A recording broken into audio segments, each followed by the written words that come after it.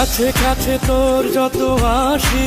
Hero Alam, চালাই যাও, মাশাআল্লাহ মাশাআল্লাহ, অনেক বড় হইতে পারবো, অনেক বড় ব্যবসায়ী হইতে পারবো, একেবারে 100% বিশাল ব্যবসায়ী হইতে পারবো। আসি কি আছে তোর মাছ আসি। ও মাই গড, এটা কি ছিল ভাইয়া? ও মাই গড, পুরা ইমরান হাশমি না অন্য কেউ? পুরাই তো ক্যারাবারা লাগাই দিলা ভাই, কি সব শুরু করছো? সোনা দানা দামি গহনা।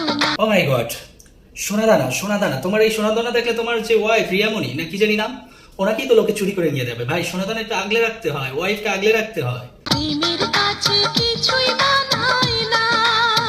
ভালো হয়ে যা, এখনো সময় আছে। আর বর্তমানে এমন একটা সিচুয়েশন, ফেসবুক খুললে দেখা যায় লায়লার গান, লায়লা কখনো শিল্পী হয়ে যায়, হিরো আলম তো অলরেডি শিল্পী, নায়ক, অলরাউন্ডার, বিভিন্ন ক্যাটাগরির মানুষ।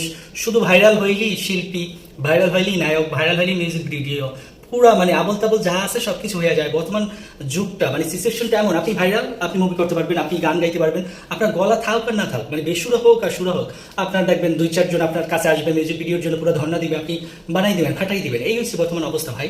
হিরো আলম দেখা যায় এ নিয়ে এমপি হবে, অলরেডি দেখা যায় বউকে নিয়ে বিভিন্ন রিলস বানাইছে, তাও আবার বর্তমানে যে সিচুয়েশনে বা যে স্টাইলে বাবা, পুরা অন্যরকম বাবা।